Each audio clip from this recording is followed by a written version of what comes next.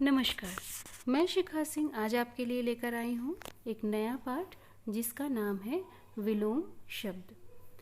आज इस वीडियो में हम देखेंगे कि विलोम शब्द की परिभाषा क्या होती है, इसके विभिन्न उदाहरण कौन कौन से होते हैं, विलोम शब्द किसे कहते हैं, इसको अनेक उदाहरणों के द्वारा हम समझेंगे।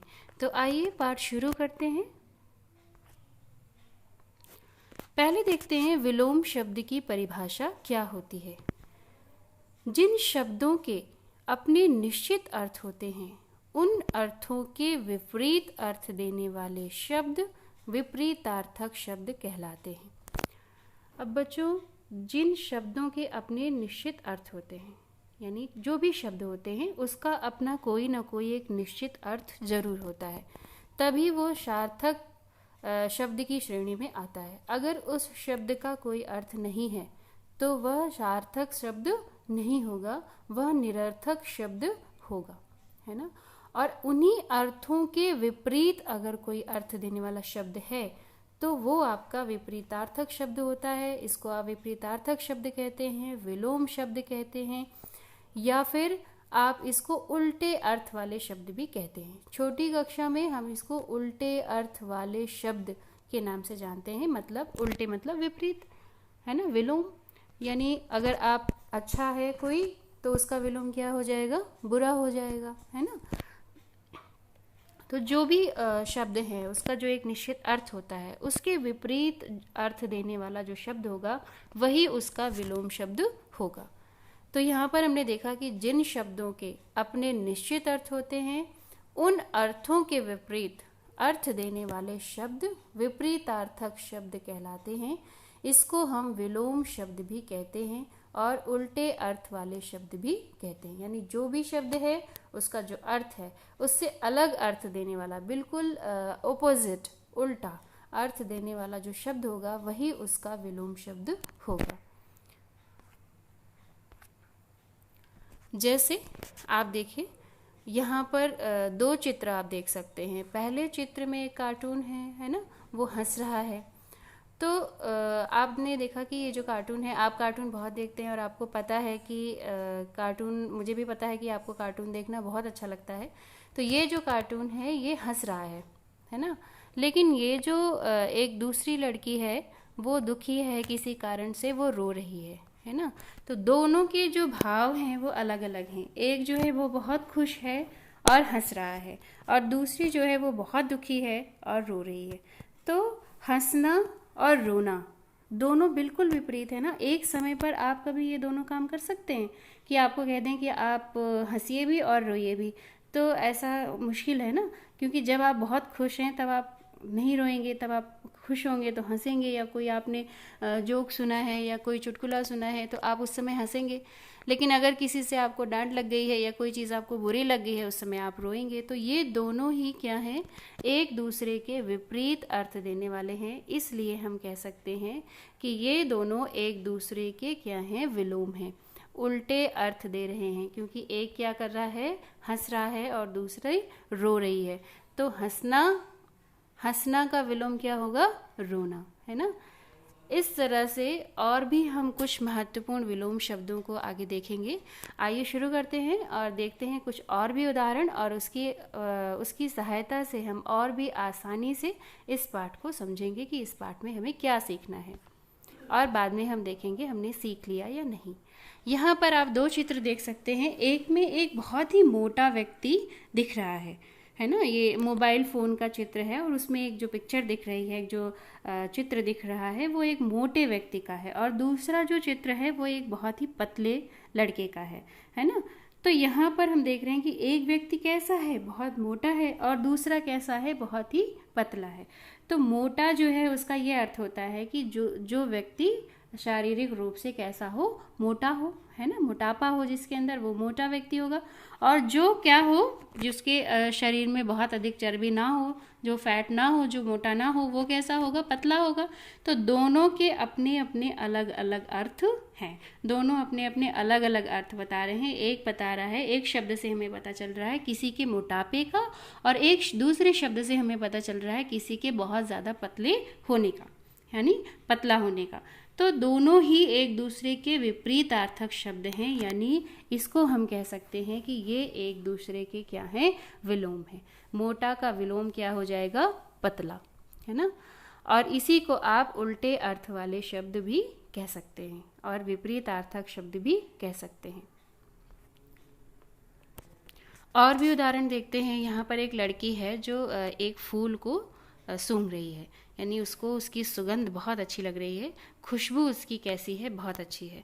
और दूसरा जो लड़का है उसने क्या ले रखा है, हाथ में जुराब ले रखी है, और इस जुराब को उसकी दुर्गंध जो है उसको बिल्कुल भी अच्छी नहीं लग रही है। पिक्चर में आप देख सकते हैं, तभी उसने अपनी नाक को अपने हाथ से ढक रखा है, क्योंकि उसको बहुत ज़्यादा बदबू उससे आ रही है।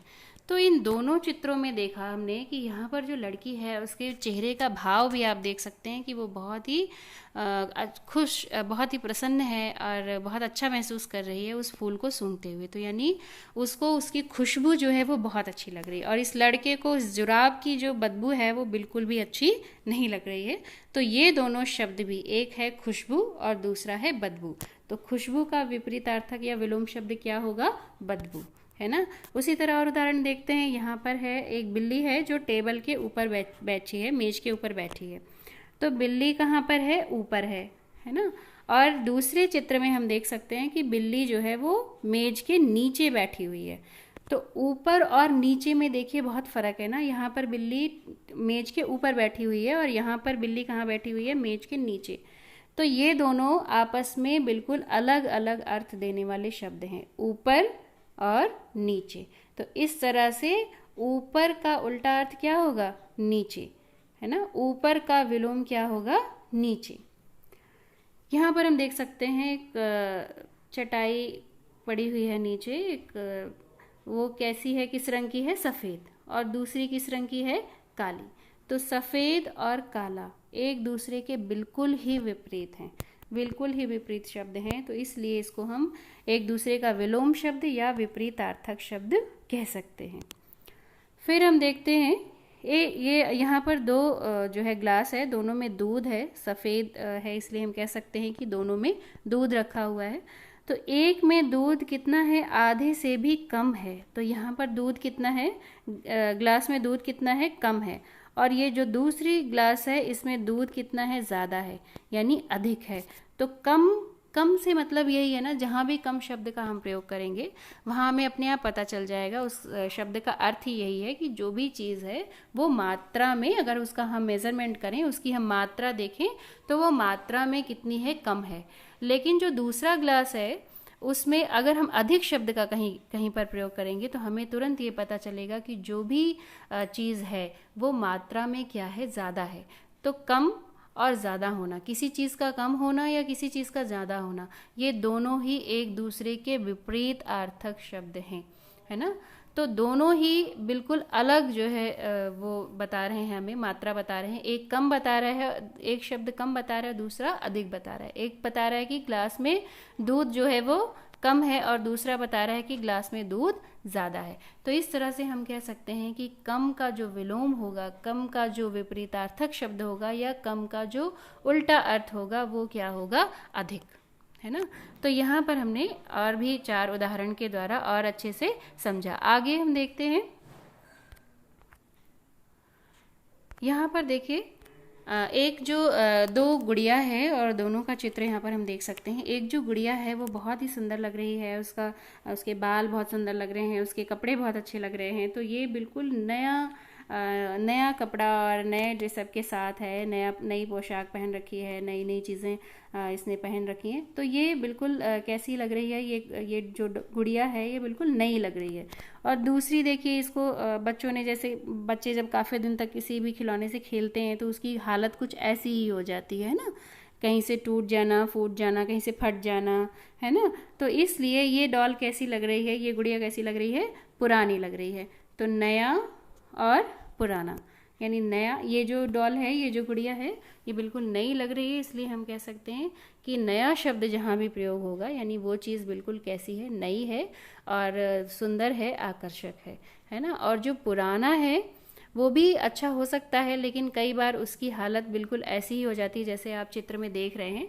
तो पुराना शब्द जो है वो लेकिन नया से बिल्कुल क्या है, विपरीत अर्थ देने वाला है, उल्टा अर्थ देने वाला है। तो हम ये कह सकते हैं कि नया शब्द जो है इसका जो विपरीतार्थक शब्द होगा, उल्टा अर्थ जो इसका होगा वो पुराना होगा, यानी नया का विलोम क्या होगा, पुराना। ठीक है, आगे देखते हैं।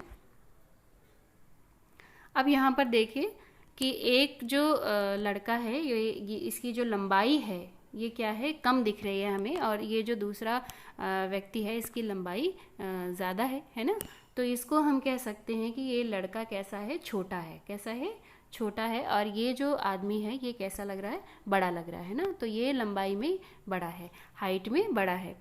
तो यहाँ पर जो छोटा और बड़ा, छोटा होना और बड़ा होना, छोटा शब्द अलग अर्थ देता है और बड़ा शब्द उससे बिल्कुल अलग अर्थ देता है ना। तो इस तरह से हम ये कह सकते हैं कि छोटा का जो विलोम शब्द होगा वो क्या होगा, बड़ा होगा।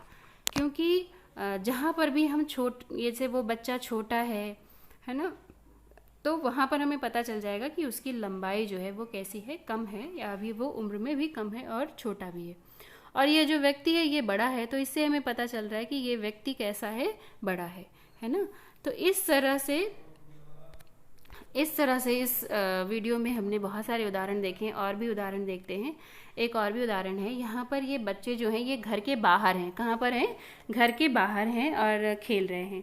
और ये जो बच्चे हैं, क्योंकि यहाँ पर सोफ़ा रखा है और ये अलमारियाँ हैं, ये कुर्सी है, इसको देखकर हम ये कह सकते हैं कि ये जो बच्चे हैं ये घर के भीतर हैं या घर के अंदर हैं।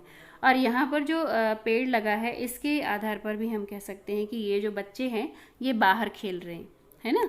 तो बाहर और भीतर, बाहर और भीतर, घर के बाहर और घर के भीतर, है ना। तो बाहर और भीतर भी हम देख सकते हैं कि एक दूसरे के विपरीतार्थक शब्द हम कह सकते हैं कि कोई व्यक्ति बाहर है और कोई व्यक्ति घर के अंदर है, दोनों एक बात तो नहीं हो सकती ना, या तो वो बाहर होगा या फिर वो अंदर होगा। तो दोनों ही शब्द जो है वो अलग अलग अर्थ देते हैं। उसी तरह से हम और भी बहुत सारे हमारे विपरीतार्थक शब्द होते हैं, जैसे अच्छा का विलोम क्या हो जाएगा, बुरा। दुख का क्या होगा, सुख। एक का क्या होगा, अनेक। भलाई, बुराई। आकाश, पाताल। स्वस्थ, अस्वस्थ, है ना। कोमल, कठोर, महंगा, सस्ता। इस तरह से बहुत सारे जो है हमारे विलोम शब्द होते हैं। अपोजिट वर्ड जिसको आप कहते हो, इंग्लिश में भी आप इसको पढ़ते हो। तो दोनों सभी जितनी भी भाषाएं हैं उनको हमको आपस में कोरिलेट करना है, जोड़ना है, तभी हम किसी भी अपने शब्दकोश को और ज़्यादा बढ़ा सकते हैं, है ना बच्चों। तो आज बेटा हमने क्या पढ़ा है, आज की वीडियो में हमने पढ़ा है कि विलोम शब्द क्या होते हैं, उसकी परिभाषा क्या होती है, कैसे हम उसको पहचानेंगे, कैसे हम जानेंगे कि इसका विलोम शब्द क्या होगा। और हमने इस वीडियो में बहुत सारे उदाहरण देखे हैं। अब इस वीडियो को आपको ध्यान से देखना है, और आसानी से मैंने आपको बिल्कुल आसान तरीके से इस वीडियो में मैंने आपको समझाया कि विलोम शब्द, उल्टे अर्थ वाले शब्द या विपरीतार्थक शब्द क्या होते हैं, है ना। तो आप इस वीडियो को ध्यान से देखेंगे और अपना जो भी अभ्यास कार्य है उसको आप हल करेंगे। अभ्यास कार्य की जो भी PDF है वो आपको मैं भेजूंगी। धन्यवाद।